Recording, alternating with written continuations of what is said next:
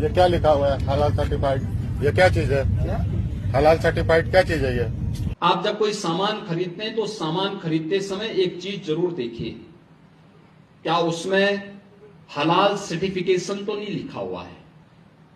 25,000 करोड़ रुपए देश के अंदर हलाल सर्टिफिकेशन से होता है और भारत सरकार की या राज्य सरकार की किसी भी एजेंसी ने उन्हें मान्यता नहीं दी है।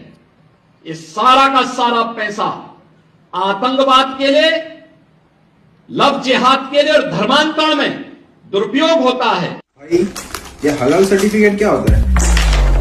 हलाल सर्टिफिकेट मतलब ये प्रोडक्ट इस्लाम के रूल्स एंड रेगुलेशंस के हिसाब से बना है।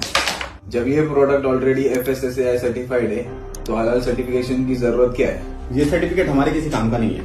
इस सर्टिफिकेट के लिए किसी ऑर्गेनाइजेशन को पैसे तो दिए जाते होंगे। हाँ और उस एक्सपेंस का कॉस्ट इस प्रोडक्ट में ऐड तो किया होगा। बिल्कुल। जो सर्टिफिकेट मेरे किसी काम का ही नहीं, वो सर्टिफिकेट का पैसा मैं क्यों भरूं? बिल्कुल एकदम सही कहा। और तुझे पता है ये सर्टिफिकेट कंपनी के साथ साथ हर एक प्रोडक्ट के लिए अलग अलग लेना पड़ता है। इसकी वजह से हलाल इकोनॉमी ग्लोबली 7 ट्रिलियन पार हो चुके हो और तुम्हें पता ही होगा ये फंड्स कहाँ यूज होते हैं। ये तो इंडिया की इकोनॉमी से भी ज्यादा है, पर कैसे? भाई इंडिया में बड़ी बड़ी कंपनीज हलाल सर्टिफाई हो रही है, जैसे कि नेस्ले, हल्दीराम, KFC, मैकडी। पर आइडियली हलाल प्रोडक्ट अलग बिकने चाहिए, क्योंकि सिख भाइयों के रियात मर्यादा में लिखा है हलाल खाना बना है और मुस्लिम कम्युनिटी में सिर्फ हलाल ही खाना है। आइडियली ये सही नहीं है। ये कंपनीज एक कम्युनिटी को खुश करने के लिए बाकी के कम्युनिटी को कैसे नाराज कर सकती है? इसे तो बैन होना चाहिए।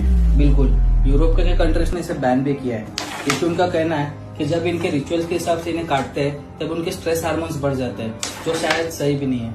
अगर ये अदर कंट्रीज में बैन है तो इंडिया में क्यों नहीं? इसकी शुरुआत हो चुकी है। भारत का इकलौता CM जिसने फाइनली अपने स्टेट में हलाल को बैन कर दिया है।